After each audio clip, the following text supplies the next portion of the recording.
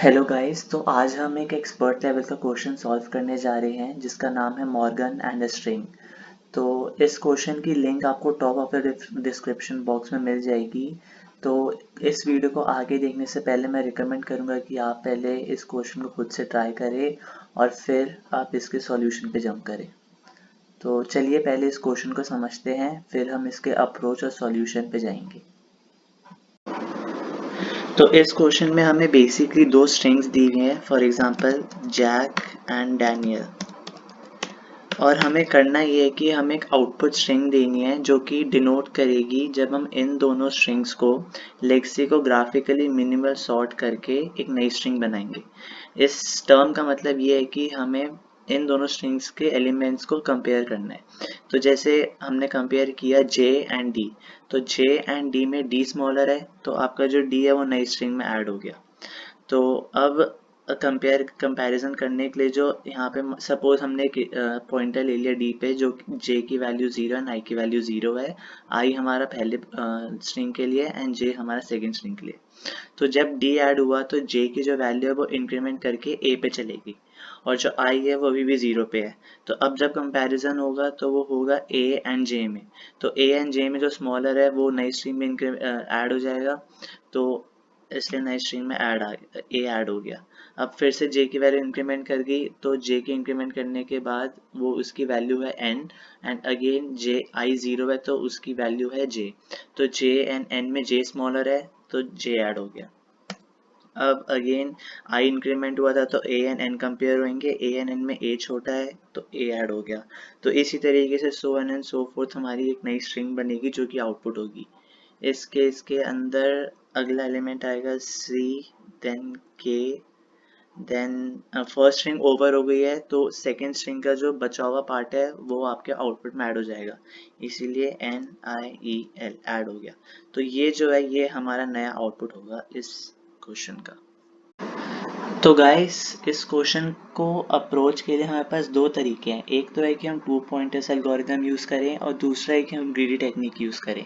तो to pointers algorithm में तो जैसे आपको बता रहा था कि हम I एंड J लेंगे, उनकी वैल्यू इनिशियली 0 रखेंगे और जैसे जैसे वैल्यूज़ ऐड होती जाएंगी I एंड J की वैल्यू इंक्रीमेंट होती जाएंगी और हमारे सारे एलिमेंट्स धीरे धीरे ऐड हो जाएंगे। बट जो ये अप्रोच है ना ये इफेक्टिव तो है, बट जो इसका कोड होगा ना वो काफ़ी रीडेबल नहीं होगा और लंबा होगा।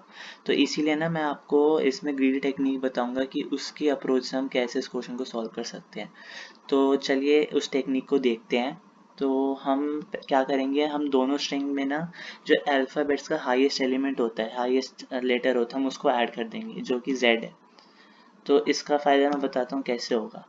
तो जब मैं ये चीज़ कर रहा हूँ तो सपोज मैंने एक लूप रन किया जिसमें कंपैरिजन हो रहा है दोनों स्ट्रिंग का। तो सबसे पहले हमारा D ऐड हो गया नई स्ट्रिंग में, फिर A, देन J, फिर again A, then C and then K। अब देखो जो जैक है वो पहली स्ट्रिंग जो थी उसके एलिमेंट्स ख़त्म हो गया, अब बस उसमें एक Z बचा है आखिरी में जो कि मैंने अभी ऐड किया था।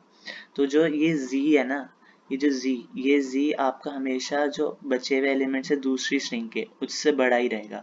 तो अगर ये छोटे हैं तो अपने आप ही NIEL ऐड हो जाएंगे और अब मेरे ऐड होने चाहिए Z and again Z। But जो मैंने लूप रन की थी ना वो मैं करता हूँ length of A plus length of B -2 के लिए।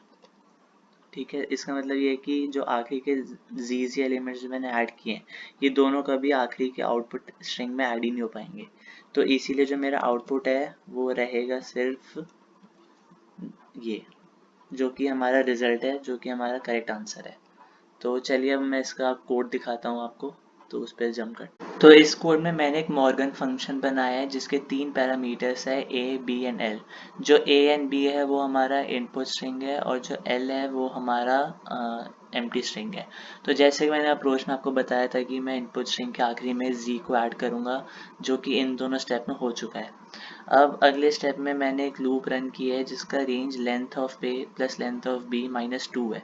तो ये -2 यहाँ पे इसीलिए है क्योंकि मैं चाहता हूँ कि जो मैंने Z की वैल्यू ऐड करी है वो मेरे आउटपुट स्ट्रिंग में ना आए। तो जब लूप रन हुआ है तो इसके हमारे पास दो केसेस बनते हैं, if A is less than B और if A is greater than B। अगर A is less than B है तो जो मेरी एम्प्टी स्ट्रिंग थी एल जो मैं रिटर्न कर रहा हूँ, जो इनिशियली एम्प्टी थी, बाद में वो अभी फिल हो जाएगी, तो उसके अंदर first element of A add हो जाएगा और ए के अंदर से फर्स्ट एलिमेंट डिलीट हो जाएगा। तो यही सेम चीज़ एल्स पार्ट में भी हो रही है, बस एल्स पार्ट में एल के अंदर बी का फर्स्ट एलिमेंट ऐड हो रहा है एंड देन बी का फर्स्ट एलिमेंट डिलीट भी हो रहा है। तो आखिरी में ये फंक्शन एल को रिटर्न करेगा जो कि मेरा रिजल्ट स्ट्रिंग है। अब आते हैं मेन हमारे कोड पे जिसके अंदर मेरे को इनपुट्स लेने हैं। तो जो n है वो मेरा नंबर ऑफ टेस्ट केसेस है एंड देन लूप रन हो रही है n तक, एंड जिसके अंदर मैं a एंड b स्ट्रिंग का इनपुट ले रहा हूँ और फिर मैं मॉर्गन फंक्शन यूज़ करके आउटपुट स्ट्रिंग निकाल रहा हूँ। तो चलिए इस कोड को रन करके देखते हैं और देखते हैं कि ये पास करता है कि नहीं टेस्ट केसेस को। तो टेस्ट केस 0 इसने पास कर लिया। एक बार मैं सबमिट करके देखता हूँ सारे टेस्ट केसेस पास हुए कि नहीं।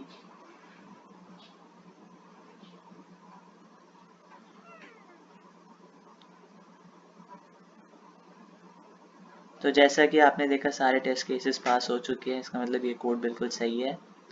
तो thank you for watching this video. अगर आपको ये वीडियो अच्छी लगी तो प्लीज़ लाइक एंड सब्सक्राइब करें हमारे चैनल को। Thank you so much.